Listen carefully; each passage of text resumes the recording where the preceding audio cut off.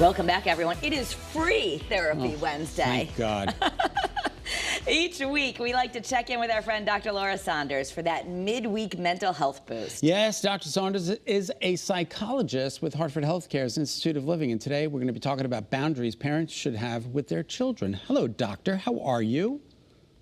Hello, friends. Happy Wednesday. And yes, we are talking about boundaries. Yeah. Some different things have happened recently that have just brought this topic to my forefront. And I want to talk a little bit about why it's so important for parents to have boundaries with their children. Well, doctor, would you like to talk about it? Karen and I are here to listen. I would love to talk about it because we need boundaries. There's like just some topics parents should not be using their children as a sounding board. And because of some of these topics, because of boundaries, we need, to provide emotional safety and physical safety for our children and not add to undue anxiety and worry. All right. Yeah, so the details of an adult relationship or a negative opinion about the other parent, that's something we should never share with our children. Ever.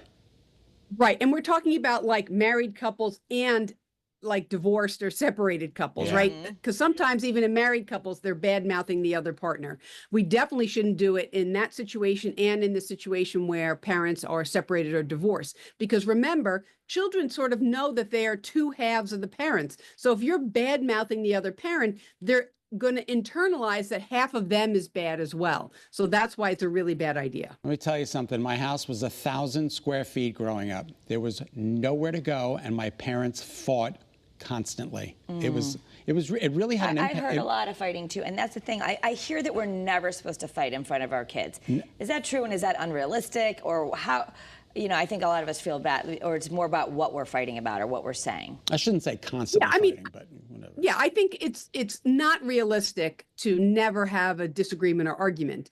I think sometimes what happens, and I think we've talked about this in Kara Cures, is that sometimes parents will have an argument and then children will never see the resolution, right? So they'll resolve it at a later time or when the kids are in bed.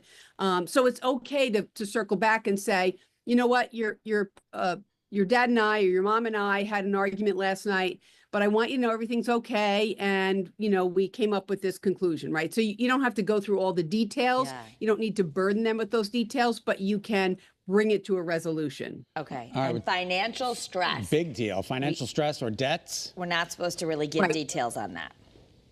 Right. So it's one thing to say, I don't want, parents to give the impression that we are supremely wealthy and can afford anything, right? It's okay to say that's not something we can afford, right? Or that's not in our budget right now. I'm not saying we're pretending we're something that we're not, but that's different than, we're going to lose the house because it's going to go into foreclosure, right? Those kind of details or those kind of stressors are an undue burden for children, and they have zero control over fixing it. So keeping it limited in terms of what you're sharing around financial stress and debts. I have to give my parents credit for that. No matter how little we had, we always felt like we had the moon. They always made us feel like we had a lot of money. We didn't, but they made us feel like we were abundant. Wow. There was abundance. And how do you do that? You always say time and attention is the most important. So if you are struggling, what's the reverse? How do you make your kids feel good about it? So it is, it's structuring things so that, kind of as Scott's saying, so that there are plenty of things that we can do, right? We can do something nice as a family. We can plan a day trip that costs little to no money, right? Exactly. We don't have to do things that stretch ourselves outside of our budget or, really feel like constraint financially.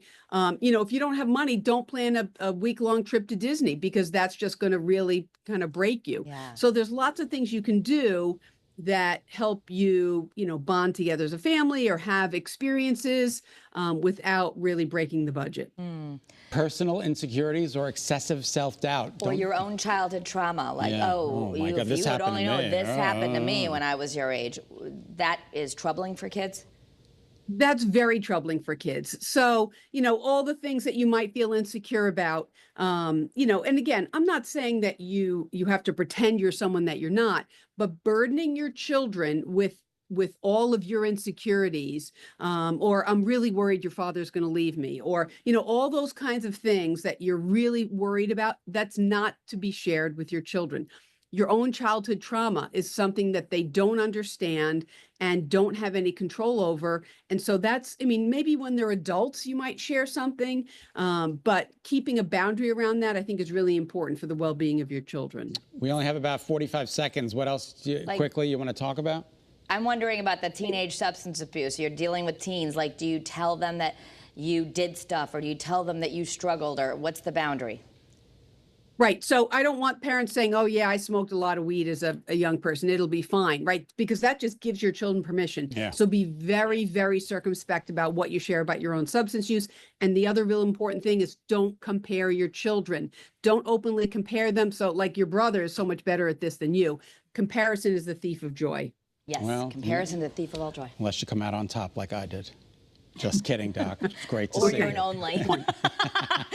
Or urine only. We need more help. Okay. Thanks, Doctor.